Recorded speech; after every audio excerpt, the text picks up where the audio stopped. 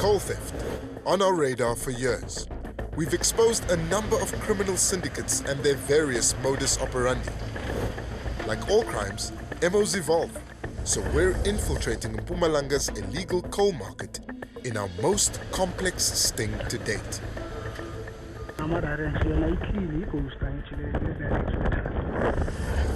It's a lucrative illicit trade run by brazen rogues. And, as we discover, some are repeat offenders. Clarence. Don't speak to me. You wish you got me. And others grow hostile at the threat of being exposed. Kom uit, loop vinnig. Maar ons moet aan die ander kant van die hek kom, hier's baie mense. Last year, we were contacted by a source in the coal industry. He says since our last expose, not only is the coal theft still happening, it's gotten worse, and it's apparently by the same people. He's agreed to speak to us if we protect his identity. There's much at stake. The coal racket means big money.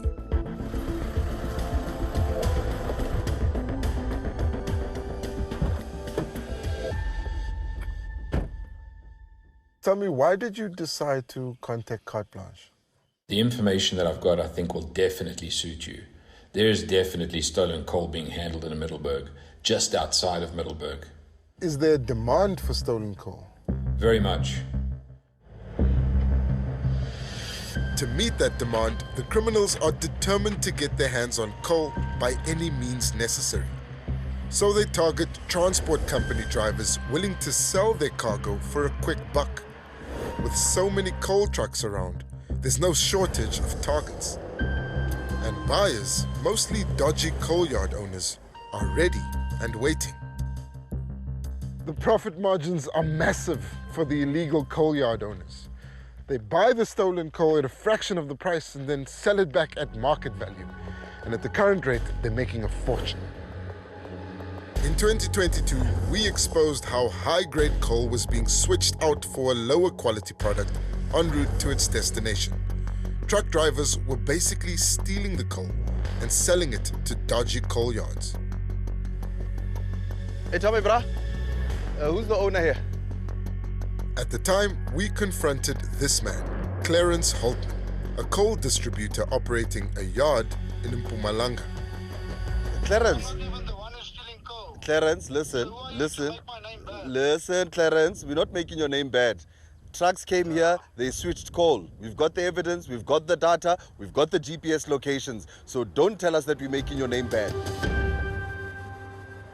The whole coal industry spoke about 𝗀𝗁ce. He looks like an open, straightforward guy, but the intentions is not always there. He doesn't have a good name in the industry. He's still trying to defend himself that there was no proof. He was not arrested. 𝗀𝗁ce later contacted us, complaining about the impact of our expose. I just want to know what's the procedure to clean my name. This Carte Blanche is killing me with this, that it's still on the internet and all of that stuff. It's tough for me to do business like that. According to our source, 𝗀𝗁ce has been doing the same kind of business for years. And it appears he may be right. Private investigators Dani Day and Jean Burger started looking into coal theft in 2019. 4 years on, the same suspects keep cropping up. And they're not going to stop. It's easy money and no one's knocking on their door to actually stop them. In November last year, Burger located a client's truck at an unknown site after it deviated from its route. The coal yard in question is linked to 𝗀𝗁ce and his partner, Stephen Venter. If it wasn't for the tracking and the footage from the drive cam, we obviously wouldn't have known that it was offloaded there. This was clearly an illegal deal. Yeah, well, definitely. The truck wasn't supposed to be there. The truck was supposed to be en route to Richards Bay, and the truck wasn't just empty, it was reloaded with duff. It was a typical coal switch case. The better quality coal was offloaded and replaced with a much cheaper, inferior product known as duff. What did they say when you confronted them? Well, obviously they came up that they don't know why the truck would have entered there, who would have opened. They basically denied everything. They didn't Asked too many questions, just handed it back and arranged to have the load returned to the transport owner.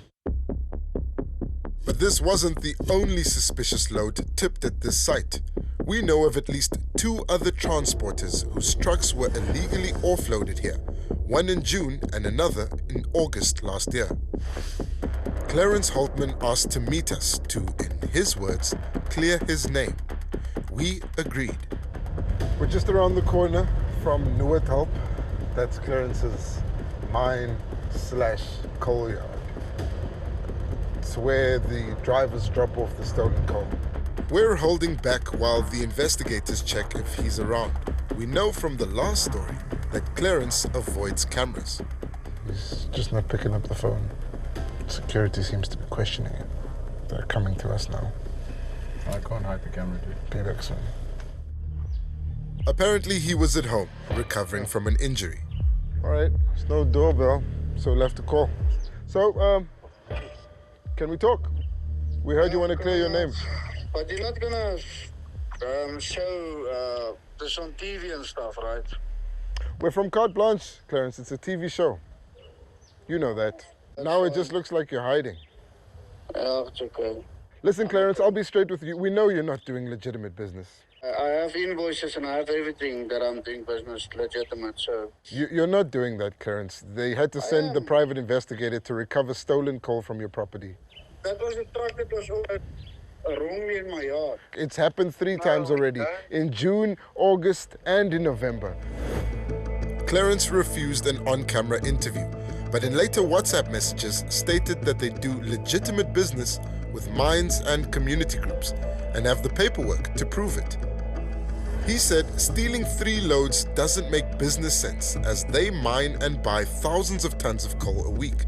He denies any wrongdoing, saying they previously had unacceptable security on site and now have new procedures in place. But it's not unusual for shady coal yard operators to deny wrongdoing and claim ignorance, even in an age of tracking data, tipper scale records, and truck camera footage. So do you think that the police are doing enough to curb coal theft? Not at all, no. If anything was done since 2019, the same syndicates won't be operating still. As long as they're going to benefit financially from this, they're just going to keep going. It's a ticking time bomb, it's just waiting to blow up. Amid the denials, claims, and counterclaims, we decide to expose the culprits behind the theft of coal by setting up a sting operation. We're going to try and sell coal on the black market. To be clear, we're not committing a crime. Our coal isn't really stolen. It's our property and can be sold to anyone at any price. We've organized the truck. We've got a mine. It's going to give us coal. And everything is in place for our sting. Now we'll fill it up. The coal is known as RB2. It's export quality. And selling a once-off load should sound alarm bells for any legitimate trader.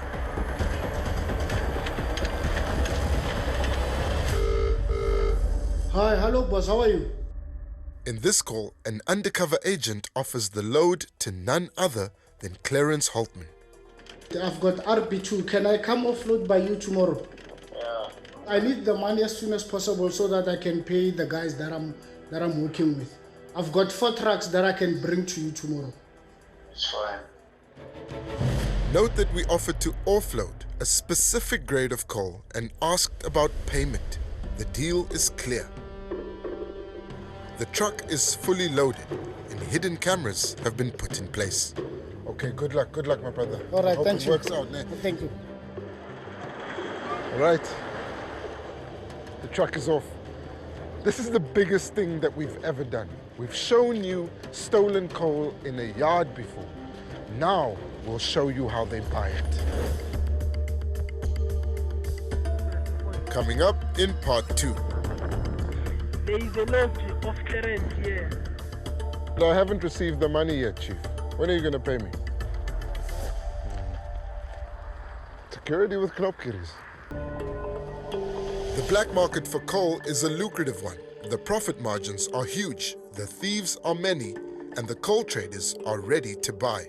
In a major sting, we go undercover, infiltrating the illegal black market to see firsthand how stolen coal is traded. This is over 30 tons of coal. That's tens of thousands of rands. Everything has been set. We'll have our man in the truck. A load of export-grade RB2 coal is worth about 65,000 rand. In this case, the coal isn't actually stolen. It legally belongs to us. But the dodgy buyers don't know that, and the origins of a single load like this should be questioned. But when we offered it to a coal trader, 𝗀𝗁𝗃, who we linked to stolen coal in our 2022 expose, no questions were asked. En route, the undercover agent checked in with 𝗃, confirming the drop-off. And it appeared the guard was expecting him.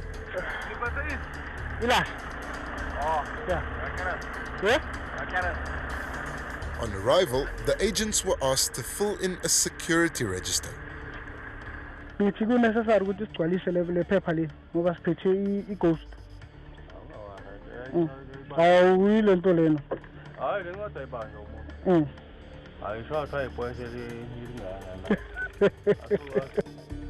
Once inside the coal yard, he spoke to 3 more workers, explaining he was there to offload for clearance. No one asked for any documentation or proof of ownership. The only concern was the camera tech on the truck.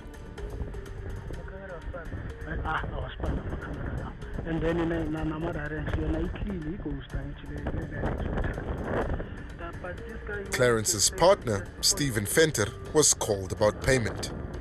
There is a lot of clearance here. It's RB2. Yeah, RB2. Yeah, but he wants the payment first before he offloads.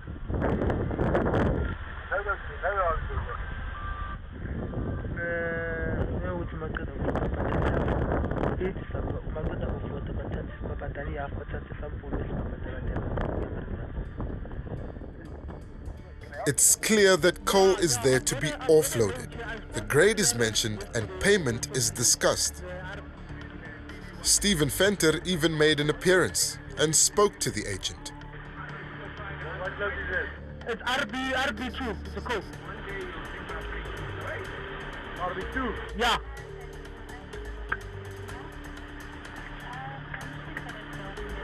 The load? Yeah, full load. Okay. But he just referred them back to Clarence, who remarkably had a sudden change of story. Oh yeah, I misunderstood you. I thought you want to load or a load of RB2.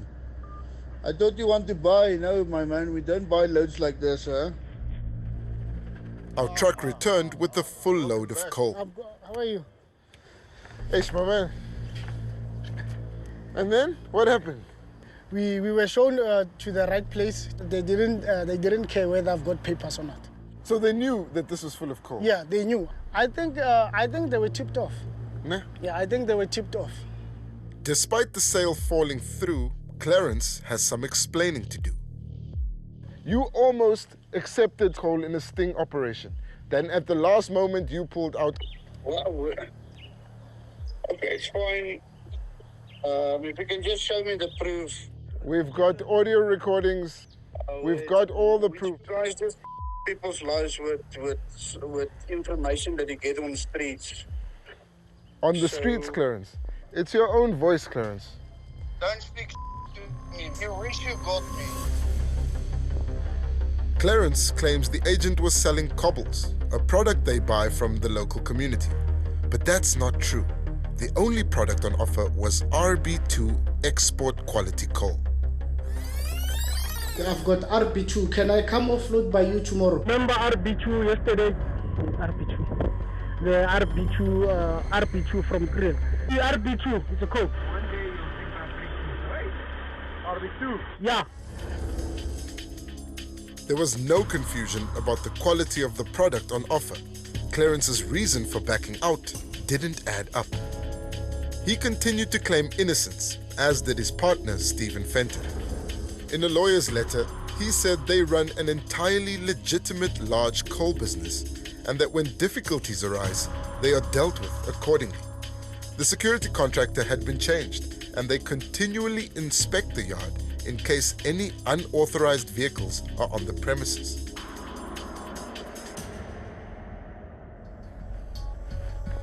With that sale falling through, our sting hung in the balance.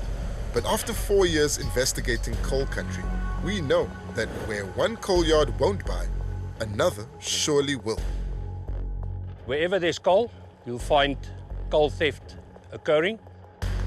Mining security consultant 𝗀𝗁𝗶𝗴𝗶 says the losses to the mining industry are crippling. Intelligence sources and through investigations are indicating that specific coal yards dealing in stolen coal will receive between 20 to 60 trucks per day. Per day? I mean, that is just, that's one yard. Since 2019, at least 67 illegal operations have been identified in the area. It looks like where we are standing now. It will look exactly like this. It will have stockpiles. Some of these illegal traders have their own crushers. Some of them, if you go and look at their background, it's a legitimate registered company. And he will deal in both legal and illegal coal.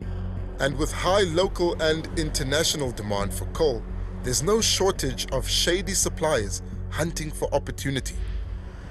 But selling the coal is not as easy as it looks. Okay, give him a call. I don't need products now. I'm not buying any products. Welcome to voicemail. These guys are cagey. It's a big money business, so you need an in to get the deal done. We were stuck with a truck full of coal and no sign of a buyer. It took 3 days to eventually connect with the middleman and buyer called Ibrahim, operating from a coal yard in Rondebold, Witbank. He's told it's stolen coal on offer. If you bring those trucks, I'll pay you for one load. The drop was done in the early hours of the morning, using the darkness as cover.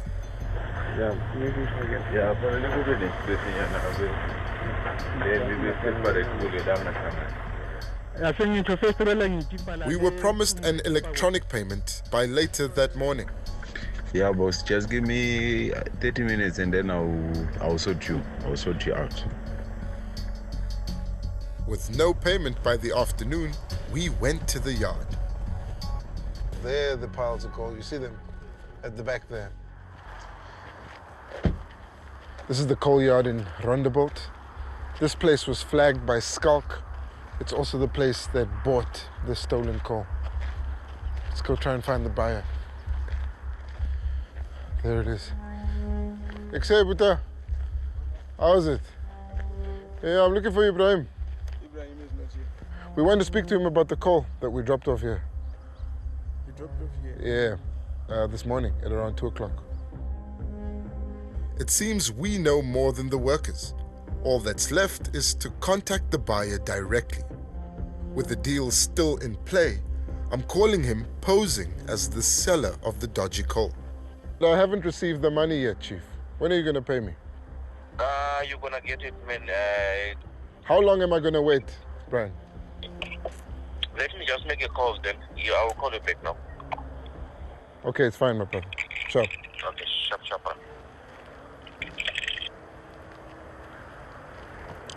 Confirms he bought the stolen coal. Delaying us for the money. That's the nature of this business. They don't only scam the mines and the transporters, they scam each other. What he doesn't know is that it's a sting. Within minutes of making the call, the yard's security showed up, so we moved off-site. Security with 𝗀𝗁𝗶𝗴𝗶. It looked like our sting was up, but the next day, payment was made. Ibrahim, though, had disappeared. Welcome to voicemail. If our sting demonstrates one thing, it's that ridding the country of black market coal will require staying one step ahead of criminal syndicates with ever-evolving MOs. And as they continue evading the law, the cost to the country in lost revenue and load shedding mounts.